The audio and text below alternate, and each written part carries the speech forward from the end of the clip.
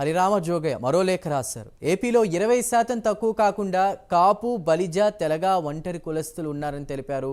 British ప్రభుత్వ కాలంలో ఈ కులస్తులు బీసీలుగా గుర్తింపబడి రిజర్వేషన్ సౌకర్యం కలిగి ఉన్నారని వెల్లడించారు. దామోదరం సంజీవయ్య, కోట్ల విజయభాస్కర్ రెడ్డి కాలంలో కాపు కులస్తులు రిజర్వేషన్లు పొందారన్నారు. నీలం సంజీవరెడ్డి, కాసు బ్రహ్మానందరెడ్డి, రాజశేఖర్ రెడ్డి, జగన్ రెడ్డి కాలంలో మాత్రం కాపులకు రిజర్వేషన్లు లేవన్నారు. రిజర్వేషన్స్ కోసం కాపులు ఆందోళన చేపట్టాలన్నారు. కాపుల ఆందోళనకు తలొగ్గి అగ్రవర్ణాల్లోని ఈడబ్ల్యూఎస్ 10% కోటాలో 5% రిజర్వేషన్స్ కల్పిస్తూ చట్టాలు చేసినా అవి నోచుకోలేదని తెలిపారు. విద్యా ఉద్యోగాల్లో రిజర్వేషన్లు కాపు యువత తీవ్రంగా నష్టపోయారన్నారు. ఇక ఈ ఎన్నికల్లో ఎవరు నెగ్గాలన్నా కాపుల మద్దతు అవసరమన్నారు. బీసీలకు, వేరే కులాలకు నష్టం కలగకుండా కాపులకు జనాభా ప్రాతిపదికన రిజర్వేషన్స్ కల్పించాలని డిమాండ్ చేశారు. కాపులకు రిజర్వేషన్స్ అంశాన్ని రాజకీయ పార్టీలు తమ మేనిఫెస్టోలో పెట్టాలని డిమాండ్ చేశారు.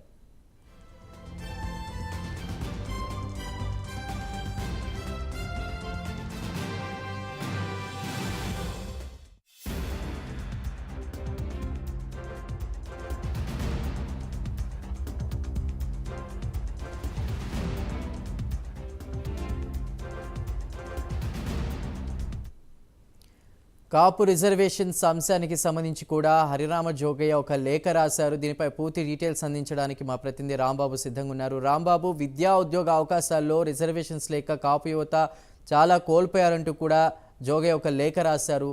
దీనిపై ఉన్న అప్డేట్స్ ఏంటి? Thank you Chandu.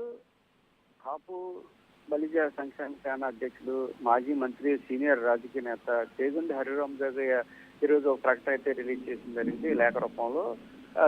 ఇప్పుడు కూడా కాపులు రాష్ట్రంలో ఎన్నికల సమయంలో కాపుల్ని కేవలం ఓట్ బ్యాంక్ గానే అన్ని రాజకీయ పార్టీలు కూడా వాడుకుని వదిలేస్తున్నాయి. రిజర్వేషన్ కల్పించడం అనేది వీళ్ళు చేయడం లేదు. అగ్రవర్ణాల్లో అత్యంత పేదలుగా కాపు సామాజిక వర్గం ఉన్నారు. వీళ్ళు అన్ని రకాలుగా అటు విద్య, ఉద్యోగాల్లో రిజర్వేషన్ లేక అనేక ఇబ్బందులు పడుతున్నారు. అటు అగ్రవర్ణం కాక ఇటు ఆ రకంగా బడుగు బలహీన వర్గాలు కాక అగ్రవర్ణాల్లో ఉంటూ అతి పేదరికంతో మొగ్గుతున్నారు.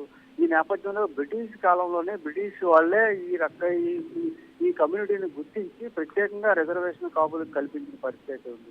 తర్వాత వచ్చిన ప్రభుత్వాలు రద్దు చేశాయి. తర్వాత దళిత ముఖ్యమంత్రిగా ఉన్న దామోదరం సంజీవయ్య గారు మరోసారి కాపులు అత్యంత పేదరికంలో ఉన్నారు, వాళ్ళకి రిజర్వేషన్ బ్రిటిష్ కాలంలో కల్పించారు కాబట్టి దాన్ని పునరుద్ధరించడం జరిగింది. తర్వాత వచ్చిన ఎవరైతే నీలం సంజీవ్ రెడ్డి అయితేనేమి, కాసు బ్రహ్మానందరెడ్డి అయితేమి, వైఎస్ రాజశేఖర రెడ్డి, తర్వాత జగన్మోహన్ రెడ్డి, వీళ్ళంతా కూడా చేస్తూ వస్తున్నారు. మధ్యలో కోట్ల విజయభాస్కర్ రెడ్డి ముఖ్యమంత్రిగా ఉన్న సమయంలో జీవో నెంబర్ 30 తీసుకొచ్చి మరోసారి రిజర్వేషన్ అవకాశం కల్పించే ప్రయత్నం అయితే చేశారు. అప్పుడు కూడా కొంత అవకాశం కలిగింది.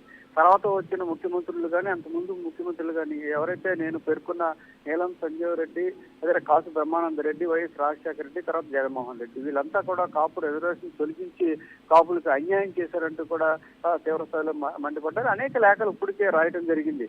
అయితే మధ్యలో వచ్చిన ముఖ్యమంత్రిగా పనిచేసిన చంద్రబాబు నాయుడు మాత్రం కాపు రిజర్వేషన్ ఇచ్చే ప్రయత్నం చేశారు కానీ అది కూడా సాకారం కాలేదు. ఇప్పుడు ఏదైతే రాజకీయ పార్టీలు మేనిఫెస్టో రూపొందిస్తున్నాయి కాబట్టి కాపులు రిజర్వేషన్ అంశాన్ని అందరూ కూడా పరిగణలోకి తీసుకోవాలంటూ కూడా ఆయన లేఖలో పేర్కొన్న పరిస్థితి ఉంది.